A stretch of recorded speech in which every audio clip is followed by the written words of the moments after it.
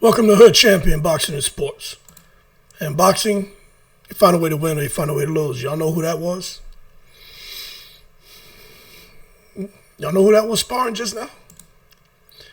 Errol Spence and CHARLO. One of their sparring sessions. Now, let me tell you this, man. First, let me say good morning, good afternoon, good evening to wherever you are in the world. I hope everyone is doing all right. Family's good. Now, check this out. There's all kind of rumors about Errol Spence coming back to the sport of boxing. And Errol Spence is rumored to be returning against the Oy's very own Tim Tszyu. Now, Tim Tszyu did go on record and said that he wants to have a fight, I think, in April. And then Tim Tszyu wants to fight Errol Spence after. One thing we know about Errol Spence is, although he'll be coming off of a 3-year layoff, Errol Spence does not do tune-ups. But, there's a couple things we need to talk about Errol Spence, man, to really understand his position.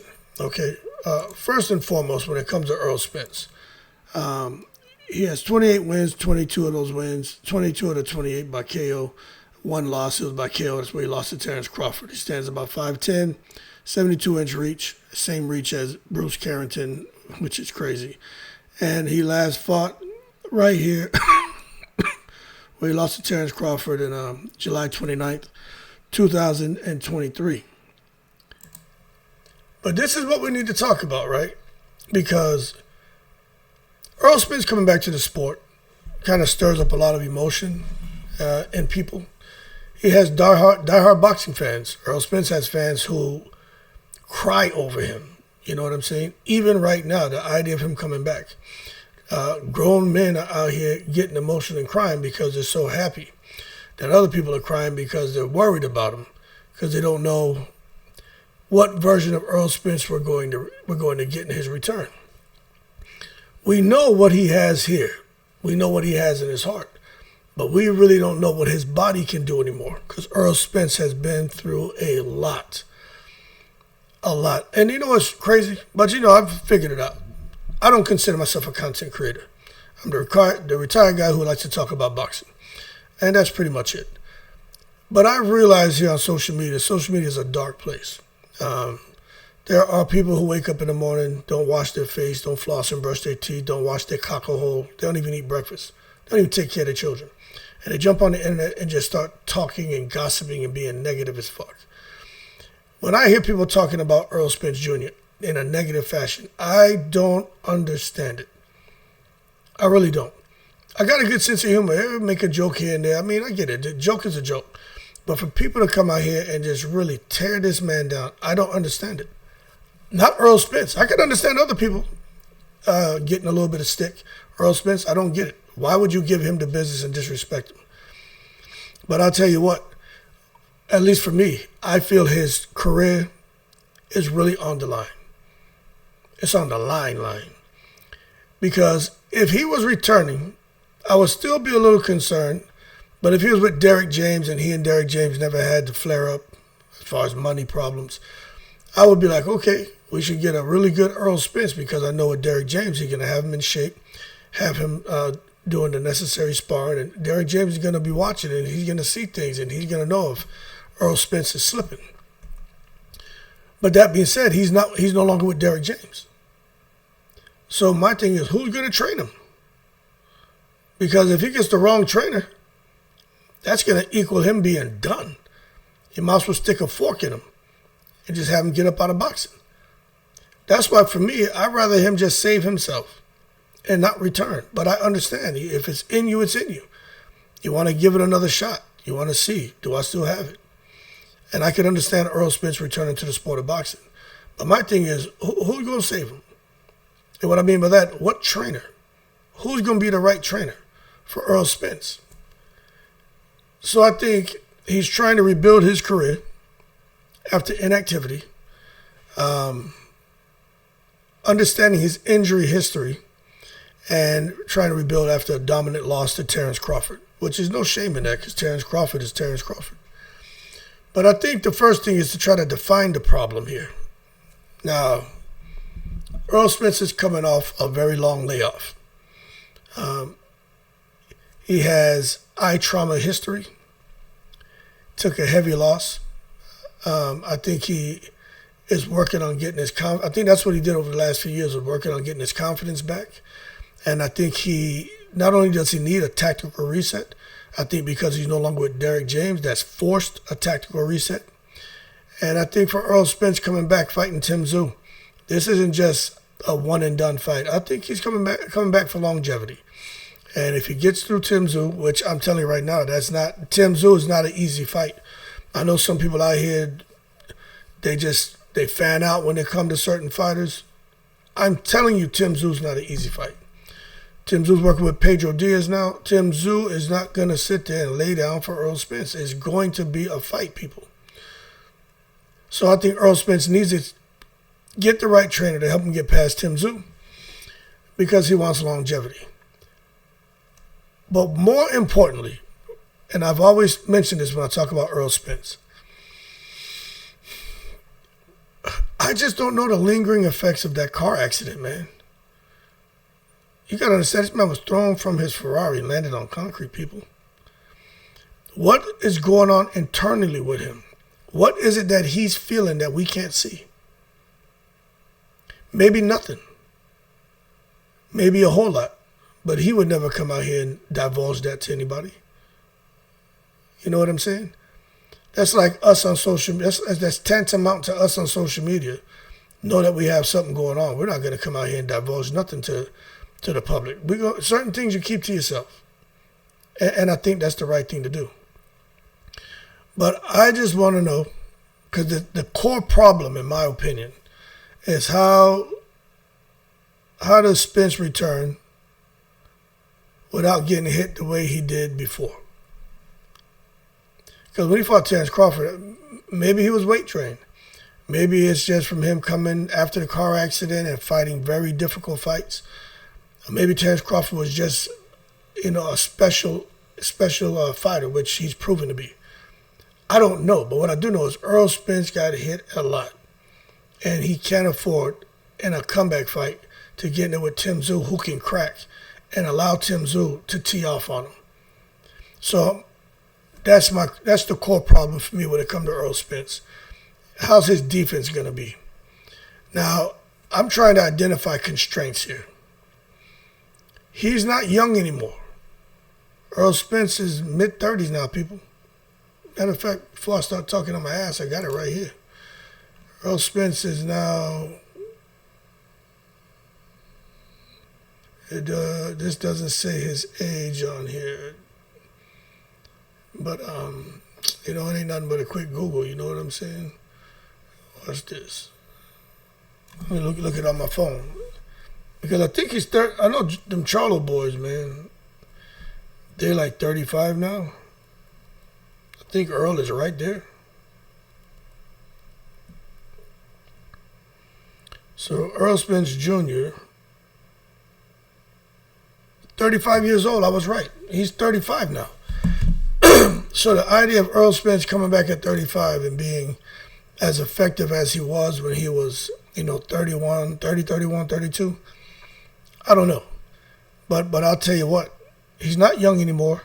He has to fight elite competition because of who Errol Spence is. He can't come back and take 4 or 5 touch-ups, kind of like Eddie Hearn did Anthony Joshua after Anthony Joshua lost to Ruiz and then lost to Usyk. You know what I'm saying? He can't come out here and do that. I don't think his heart will allow him to do that. I think Errol Spence is a dog, and he's like, nah. It's either I'm gonna swim or I'm gonna sink and drown. And that just seems the way that he moves and how he approaches the sport of boxing.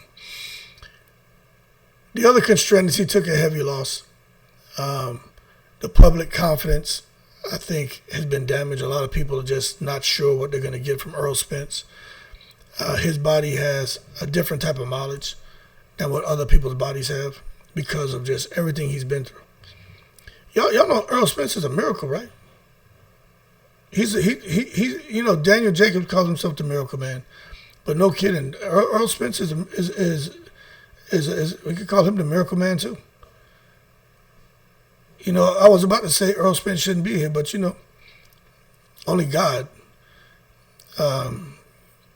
can decide on who should be here, who's going to be here, who's not. Errol Spence is here for a reason, and it could be to fight, could be to be a great son, could be to be a great brother, could be to be a great father, could be to be a great philanthropist. I mean, I don't know what it is, but for him right now, it seems that his whole thing is family, of course, and then boxing, and he should come back and try it.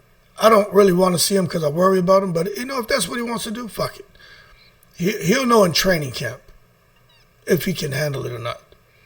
It won't even make it to the fight, people. In training camp, Errol Spence will know if boxing is still for him. And whoever's working with him, they'll know too. Hopefully, they care about him enough to be like, nah, you shouldn't do it. You're getting hit too much. These guys here aren't on the level of a Tim Tszyu, a Jamel Charlo, a Bozy Ennis, a Xander Zayas, and these guys in training camp are touching you up. No need to go mess with the elite because it's going to be a public humiliation, and we don't want to do that to you. And that's why I got to wonder, who's going to be the trainer to work with him, man. But I'll tell you this. His style was built on pressure and durability. But here's the constraint. He cannot rely on being the tougher man anymore. When I hear people talking about Errol Spence got a chin when he come back, these guys can't dent his chin. He can't rely on that chin anymore. He can't rely on just being tough, full steam ahead, being durable. That shit is over.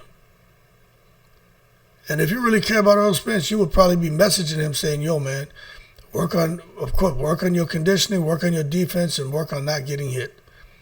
Because that's the last thing Errol Spence needs to do is take more shots to the head. Deontay Wilder's always saying the body's not meant to be hit.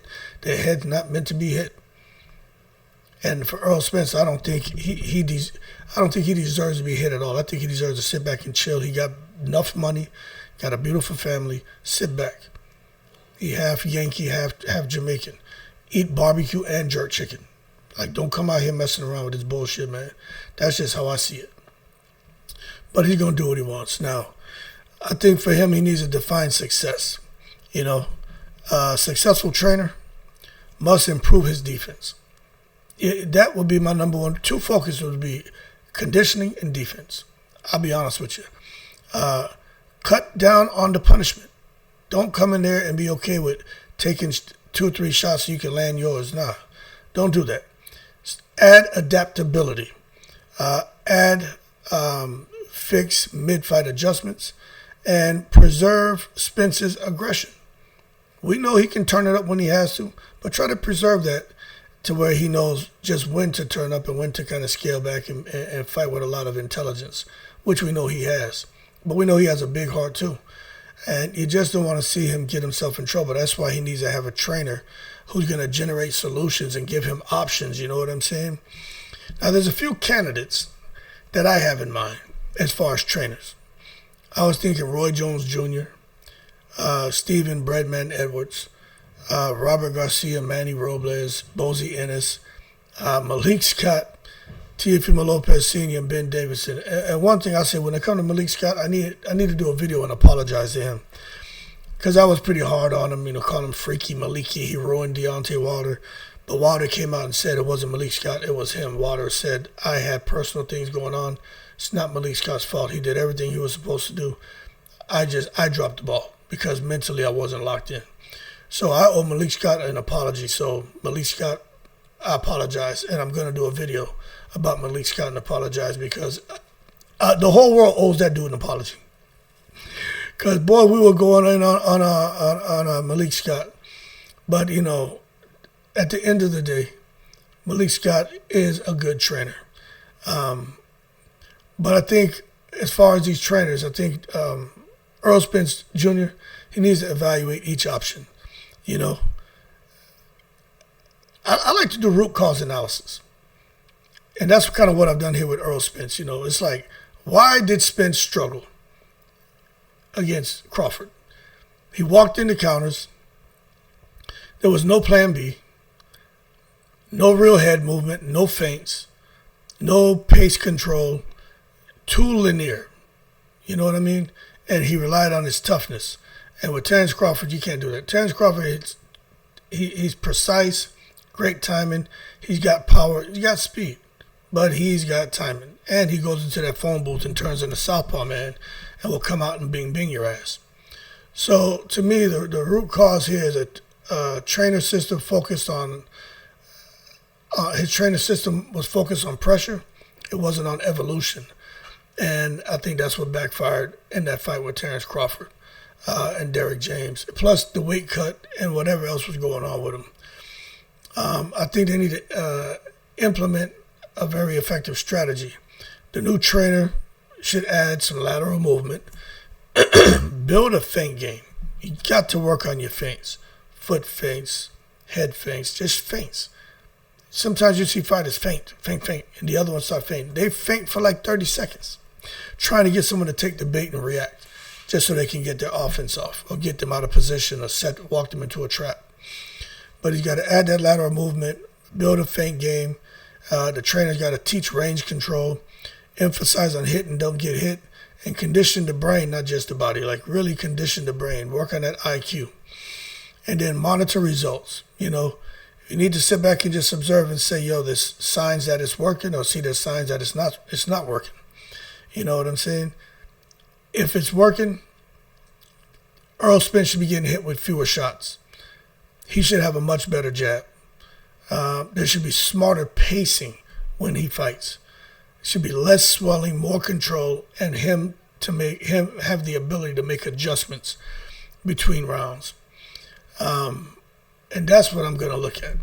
And that's why it's so important that he picks the right trainer. A trainer who's going to know how to work on all these things in training camp. So when he gets in the ring on fight night, he peaks on fight night and it all comes together on fight night. You can't come out of training camp still not sure what you're going to get from your fighter. Like, that's just not going to work. But that's why I keep asking why. It's like doing a why analysis. You know what I'm saying? Why did Spence lose so badly? Okay, he can't afford to lose badly again because he lost because he got hit clean repeatedly. He can't afford to do that in a comeback fight. The other thing is, why did he get hit so clean? Because he walked in and he didn't have defensive layers. It was just high guard, jab, try to let his hands go. Was off balance. He didn't look like the Errol Spence we've seen in fights before. But Terence Crawford had a lot to do with that. You know what I'm saying? Then it's like, why weren't there any defensive layers? And I'm going to tell you why there weren't any defensive layers. There could be several reasons. Everybody has an opinion. But to me, he was trying to depend on his toughness and durability, thinking he was really going to get in there, beat a big man, walk Terence Crawford down, and do the business. And that didn't happen. So it kind of makes you wonder why he was trying to rely on his toughness so much, and maybe because his system never evolved beyond volume. That could be, because when you watch Errol Spence fight, it was pretty much get in there, overwhelm the opponent, and just beat him up, break him down, and that was it. It wasn't that Errol Spence was in there necessarily trying to set traps and be a slick boxer. No, it was just come in there and just outwork you, outcondition you. And it worked right up to Terence Crawford. And then it didn't work anymore, man. But that's why I gotta ask, why didn't his style of fighting evolve? And I think because comfort replaced adaptation. I think even for Derrick James, it's kind of like, hey, if something's broken, what are we doing trying to fix it? And the root cause to me was just tactical stagnation. Derrick James knew that Errol Spence had a style that tactically was working. So they stagnated and didn't feel there was much more they needed to add to it. They figured Errol Spence could get in there, overwhelm Terrence Crawford, and use his toughness and durability to eventually overwhelm Crawford, take the fight from Crawford, and get a victory. And that is not what happened at all. And he can't afford for that to happen going into this fight with Tim Tszyu. Hold on one second.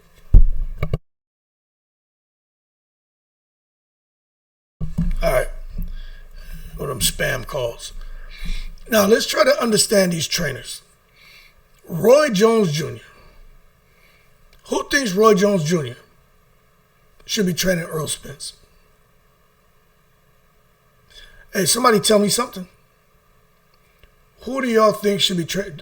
Do you think Roy Jones should be training Errol Spence? Now, could Roy Jones fight? Hell yeah. Roy Jones may have been the most athletically gifted fighter to ever put on a pair of gloves.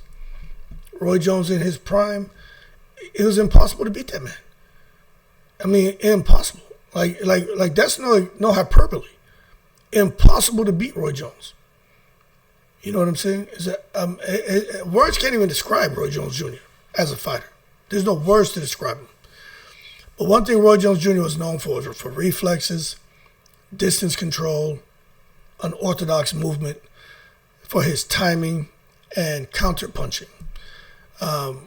What he could try to change is he could try to teach Spence to fight tall, teach him to improve, help him improve his in and out movement, help him work on better angles, and to take less punishment. Because Roy Jones didn't really take any punishment until after he came down and weighed after Ruiz, and then he got touched up by Tarver and Johnson, and they still hung around the sport too long, and we started seeing the great Roy Jones get bing-binged, which really it should have never, ever happened. Roy Jones was that special of a talent, God-gifted abilities, that probably should have never lost a boxing match. But for him as a trainer, I think for sure he'd be focused on those things that I just mentioned. But this is the risk of working with a guy like Roy Jones. Roy's style was it was really talent-based. Did he have fundamentals? Yes. But Roy Jones used a lot of athleticism, and certain things Roy Jones Jr. did in the boxing ring, there's no one else out here who can do that. Some people are saying Teofimo Lopez has a little Roy Jones in him because of his athleticism. Bozy Ennis has a little Roy Jones in him because of his athleticism. But the reality is this: Roy Jones is hard to replicate, and it's hard for him to create another Roy Jones. So I think for Roy Jones, he's not system heavy. You know what I mean? Like, he's not really all about fundamentals. You watch when he throws. You watch when he's showing people how to throw a hook and how to do things. It's not textbook shit, man. It's something that worked for him. And maybe it can work for others. For me, I just don't know if it can work for Errol Spence. So is he a good fit? I give him a 4 out of 5, man. You know what I'm saying? As far as Roy Jones being a good fit for Errol Spence. I think he's great for defense. I think he's great for creativity. But outside of that, that's it. Now, Stephen Breadman Edwards. Most people know him as being Caleb Plant's trainer. He's known for game planning. He's known for film study. He's known for making adjustments, ring IQ, teaching fighters to think. Now, what he would change if he was to become Errol Spence's trainer, and the word on the street is he's leading the pack as far as could possibly be picked to become Errol Spence's trainer. But he'd probably teach Spence how to read opponents better, how to control tempo, how to have smarter positioning, and to try to have more patience. But the risk there with Breadman Edwards, he doesn't have the star power of some of these other trainers. And he requires a whole lot of discipline from his fighters. So as far as a fit, I give him a 5 out of 5 because he really is about discipline. He's really about all the things that I think Errol Spence needs. But as far as strategy, he may be the best strategic fit. Now, moving on to Robert Garcia. I'm going to tell you right now, Viva Mexico Cabrones. Robert Garcia, he ain't no joke as a trainer. He is the truth. Okay? Now, he's known for pressure, conditioning, body attack, Mexican-style wars. Now, what he would change with Errol Spence, We know Errol Spence is already aggressive, but he'd probably add more aggression to Errol Spence. Probably more volume, probably tougher sparring. And all that sounds good, but I don't know if Errol Spence needs that. But the problem is, with a lot of the things that Robert Garcia brings to the table, Errol Spence, he already fights that way. So that could be a good thing, it could be a bad thing, you know. But I just think stylistically, with everything that Errol Spence has gone through, I give Robert Garcia a 2 out of 5 as far as training Errol Spence. I just think wrong direction stylistically, because Errol Spence doesn't need to take damage. He doesn't need to be in sparring getting beat up. You know what I mean? That's not what Errol Spence needs at all. And with Robert Garcia, that's what you're going to get. He's going to make you work.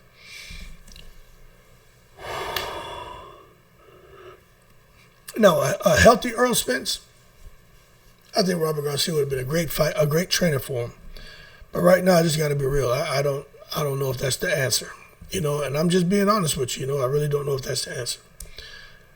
Now, Manny Robles, of course, trained Andy Ruiz, trained a couple other fighters, and this weekend he had Brandon Figueroa get a big win against the little short guy, Nick Ball. Now, Manny Robles is finally getting his respect, because I've always said he's a good fighter. Anyone who trains with Manny Robles, they look really good in the ring, and they improve. But he's known for explosive offense. He's known for power punching, counter timing, and mental toughness. So what he'd change, he'd probably, for Errol Spence, probably work on sharper counters, punch placement, and definitely less reckless entry. Those are the things he'd key in on. I think he's a really good hybrid choice. Someone who can work on a little bit of everything with Errol Spence and balance him out. So I give him a 4 out of 5 as far as his fit as a trainer for Errol Spence. Then you got Bozy Ennis, Jerron Boots Ennis' father. He's known for that Philly defense, jab control, mid-range mastery, adaptability, and just being a diverse fighter. Now, what he'd probably change with Errol Spence, he'd probably change that high guard defense, probably work on giving Errol Spence a better jab, and try to help him become a smarter inside fighter. But these are the risks with working with Bozy. Bozy is, look, Boots is his son. Boots is at 154. So he's going to be loyal to his son. So I don't know if he would take on a guy like Spence. And then you got to understand the time constraints with Bozy and his roster and the fighters he's working with, from Catterall to Andy Cruz to Boots and everyone else he works with. You know what I'm saying? I don't know if he'll have the time to allot to Errol Spence to get Errol Spence where Errol Spence needs to be in a return fight. But he is a 5 out of 5 fit, in my opinion. And I think he'll be an elite technical upgrade. Now, Malik Scott. See, I ain't even calling him freaking Maliki anymore. When it comes to Malik Scott, most people know him for being Deontay Wilder's trainer, but he also trains Zurdo Ramirez. He's known for a defensive mindset. That's how he fought. Defense first, offense second. He's known for having a mental approach. He's known for movement. He's known for patience. He's known for just being smart. You know what I'm saying? What he would change with Errol Spence, 100% less war mentality. I think 100% he would change that in Errol Spence. Look, no more of this war bullshit. There's a time and place for that, but we need you to come out here and play more chess than going to war with people. You know what I mean? Let them play war, we play chess. And work on cleaner exits after Errol Spence dishes out his offense. Work on cleaner exits to avoid getting hit as you're exiting. But the risk with working with a guy like Malik Scott, I don't think Malik Scott is proven yet. I think he's still early in his coaching career and he still has a lot of work to do. But as a fit, I think he's a 4 out of 5. I think there's a high upside to working with Malik Scott, but I also think it's risky. Now, as far as Errol Spence working with Teofimo Lopez Sr., to that I say, in the most respectful way, Hey, yo, hood champion. Hold your horses and stop taking it to the stupid. Just for mentioning Teofimo Lopez Sr. Now, what he's known for, kind of trying to motivate his son. He's known for aggression. He's known for having that mental fire. He's always ready to go to war, verbal war, you know what I'm saying? And he has unpredictable strategy. Some say he has no strategy, but he has an unpredictable strategy when it comes to fighters. Now, when it comes to Errol Spence, I think he would try to change that emotional energy and try to have Errol Spence take more risk. But the problem is the Teofimo Lopez Sr. style, that shit can cause chaos. And it doesn't, in my opinion, it's not structured. You know what I mean? Like, the shit's just not structured. So as far as him being a fit for Errol Spence, 2 out of 5, very volatile. You know what I mean? That is not the direction Errol Spence should go. Then you got a guy named Ben Davison out there in the UK, known for training Tyson Fury, Anthony Joshua, Fabio Wardley. Ben Davison has his shit together, okay? He's known for structure, he's known for discipline, he's known for movement systems, and having a very calm corner. What he would probably change with Errol Spence is just that range geometry. Get him to box more. Work on his distance management, and they would really work on the game plans and get Errol Spence to really focus and commit to the game plans and believe in the game plans. But the risk with a guy like Ben Davison is fighters sometimes become way too cautious. But I do think Ben Davison is good as a rebuild coach for like 2-3 fights and then move on to someone else. I think he's good as a rebuild coach. You know, Ben Davison has something special about him.